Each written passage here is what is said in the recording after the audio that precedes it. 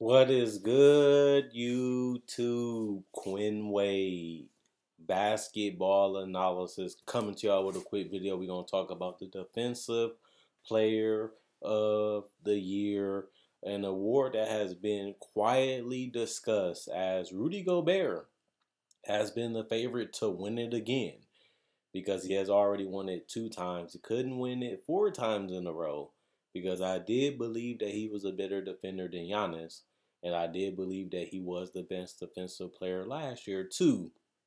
But he didn't get the votes, didn't get the award, and he ended up coming back and possibly becoming his third time winning it, putting him in the elite categories of the award history. And we never know, he probably can win it the most ever, the way he's been going in Utah. And with him and Donovan Mitchell getting long-term contracts and playing better than ever this season, as they have been the best team in the entire NBA, maybe he can eventually win four if he does get it this year. But Ben Simmons made an intriguing argument. He felt like he should be Defensive Player of the Year because of his versatility, being able to guard multiple positions and not afraid and scared to guard the best players on the opposing team, while also being a great help defender, but also a great perimeter defender. What hurt him is when he was making the case, they ended up missing a bunch of games, and that hurts you when you feel like you're getting momentum or you're trying to get in people's minds and change it, and then you're out, and Rudy Gobert is still playing, and the Jazz are still winning at a decent level, but he still is helping them control one of the best defenses in the entire league, even when Donovan Mitchell was out. So that helps his case, as he has already been a favorite by most people. And if you wanted to overtake him, you will have to convince people to go the opposite way. And obviously, that just hasn't really happened for the Sixers right now. And they also have been in the slump when it comes to winning consistent basketball, and that doesn't help his case either, which means he probably might not get it this year. But Ben Simmons is a great defender. He has made an All NBA team already for that side of the basketball. And for a guy that has really had the mindset, just like Gobert, that offense just ain't my thing. I'm not going to go out here and score 30, but I'm going to try to go out here and help my team win in other areas of the game. You have to have a mentality of what you're going to give your full amount of effort on. And both of these guys have done that so far this season and in the past of their careers. And if I had to pick one, it'd be Rudy Gobert, because I feel like Rudy Gobert has probably been the most consistent defensive player um, since so far this entire season. And I feel Ben Simmons has been one of the better defenders, but I feel like he hasn't been as impactful to me um, as Rudy Gobert so far. And Rudy Gobert has found other ways, to impact the game. The thing about it is, playoff wise, we still have to see, is Rudy Gobert going to be able to help them on that end, as he has had problems with stretch bigs or teams going small, and it has neutralized him um, in a lot of playoff series, or even when they go against certain point guards that can hit threes or mid range. It puts him in a lot of trouble because he isn't as, you know, athletic enough to really keep up with them on the perimeter without giving up space or giving up lanes to the basket. And that makes it, hard for this team to really compete at a high level when he's not a great offensive player either. But Ben Simmons has always been a guy that has been willing to sacrifice offense by choice, as he chooses most of the time not to even think about scoring. And with that in return, he gives 100% effort defensively most of the time. And he can be a game changer when he is locked in. He can really stay in guys. He can really close gaps on guys. He can really switch, willingly, and, stay in front of guys or make things tougher when they're trying to drive or create space to get shots off. And you have to give him credit on that, because perimeter defense is tough, especially when you're going against all shapes and sizes of players um, that the NBA can throw at you, as everybody is different, has their own play style.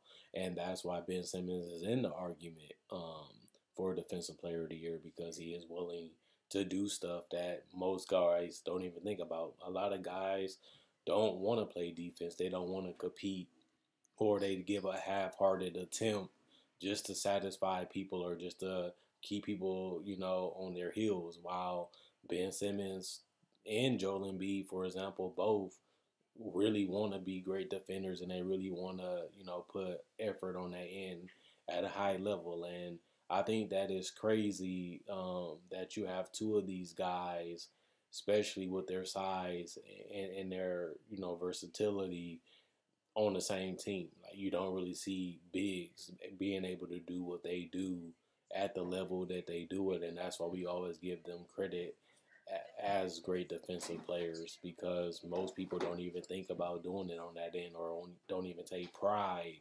of trying to lock down a guy or make things tough on a consistent basis throughout a season. And those two guys have goals of being defensive player of the year. They want to do it. They want to achieve it. They want the award. And you don't really hear that often in the NBA. Guys just want to get their contracts, or guys just want to go out there and score a bunch of points because that's what the fans want to see. That's what gets you at the All-Star game. And also, that's what keeps you relevant in the league, is everybody watching, sharing, and talking about you. But you don't really see too many people really want to prioritize getting the blocks, stopping guys, because it don't really show up in the newspaper. And it's the ugly side of the game because, you know, you have to really get into it and really go full effort on it, unless you're going to get embarrassed because you are playing against the best players in the world at the NBA level, especially when you're a starter like Joel Embiid and Ben Simmons. So, this award is always tough because you want to, categorize it as highest impact. Is it the best defender on the best defensive team? Is it the best rim protector and rebounder? Is it the best defender that impacts the game on different levels? Because I feel like Ben Simmons and Rudy Gobert are two totally completely different defensive players and have two totally different type of styles of how they impact the game defensively. But even Joel Embiid impacts the game defensively different than Gobert, even though they're both centers. So looking at this award, it's tough to give it to a perimeter the player, and that's why you got to give credit a lot to the Draymonds and the Kawhi Leonard for them to be able to win it. Because when you look at guys that have went for it, it's usually a big. And even in this case, and even Giannis, he's a power forward. He's more or less a perimeter player, but he is also an inside player, interior. And even if you look at the Marc Gasols and the Joakim Noahs, the Kimbays, even, you can even go further back with the Garnetts and the Hakeems, the David Robertson. Those guys have been known and touted for their defensive abilities because of their ability to cover space and being able to protect the rim while also being able to keep guys away from the basket because of their help defense and rotations. And Gobert checks all those boxes at an elite level. And that's why he continually is always in the conversation or has been winning the award, just because protecting the paint and not fouling and keeping guys at bay, taking tough perimeter shots or threes is usually how you build a high elite defense. And even when you looked at Giannis, they wanted you to shoot a bunch of threes, but they didn't want you taking the layups. And he was able to win it too last year. So that's the game. And usually when you're stuck in the paint and you're forcing guys to take the toughest shots, which is two long twos and threes, and you're doing it at elite level every year, you're going to always be in that conversation and you're going to always be able to win it. So Gobert has that checked again, and his team has been great defensively again, and they have been playing at an all-time high level when it comes to winning games. And if they can finish number one in the entire NBA, and Gobert can continue to give them the effort that he has done all season, I feel like he has been probably the most consistent defender this entire year, then he should win the award again. So I'm liking Joel Embiid. I'm liking Ben Simmons. I like Rudy Gobert over all of them right now. But it has been other guys that have had, cases, but none is better than Gobert. So that's my pick so far for the award. And I think he is going to win it this year and get his third. Other than that, tell me what you like, what you disagree, who I missed, who I slept on, who should have a better case. Should Ben Simmons be the winner? Should Joel Embiid get more credit than Ben Simmons, or should Ben Simmons be credited more for this award for the Sixers? Or do you think that Gobert has been better than all, and that's why he has been the favorite this entire year? And other than that, I'll be back with another video on Thursday. Quinn Wade, basketball analysis. I'm gone. Enjoy your day.